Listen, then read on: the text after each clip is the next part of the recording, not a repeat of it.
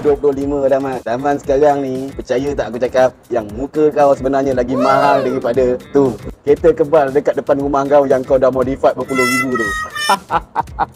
2025, Akta Perlindungan Peribadi dah upgrade secara besar-besaran. Dekat mana? Dekat denda dia.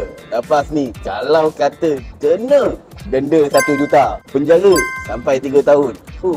Bingkup korang lepas ni. Definasi data peribadi sekarang ni makin luas. Dia termasuk dengan muka, DNA, suara dan ni biometrik korang. So, mana-mana syarikat yang pegang data dah sewajib-wajibnya untuk lantik satu data protection officer, ataupun korang kena laporkan kalau korang sendiri nampak ada simptom-simptom data bocor dekat syarikat korang. Dah tak boleh nak diam-diam dah. Bagi kau hak baru, data portability, kau boleh pindahkan data kau dekat tempat lain. Maksudnya, kalau bank, telco ataupun shopping app lepas ni tak ada dah kata maaf, sistem kami kena hack, jadi data korang kena godam, kena hack sama. Kalau kantoi, senang je, bayar, masuk dalam. Tapi kalau rakyat sendiri tak ambil serius berkenaan dengan data peribadi korang, upgrade lah macam mana pun, buatlah macam mana pun tak guna. Kalau korang masih lagi pakai wifi free yang ada dekat luar, masih lagi share korang punya IC dengan gambar muka untuk dapatkan bonus RM50 diskaun dekat shopping app. Abang kakak, data ni sebenarnya dia macam kunci rumah. Kalau kata kunci rumah kita ni kita bagi dekat orang, orang duplicate, bila-bila masa je dia boleh masuk. Tapi beza dia, kunci rumah bila orang masuk kita boleh nampak, tapi bila data kau orang masuk senyap-senyap,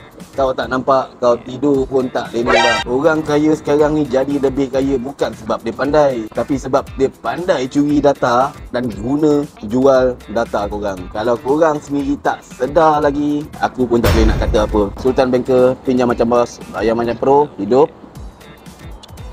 macam sultan. Assalamualaikum.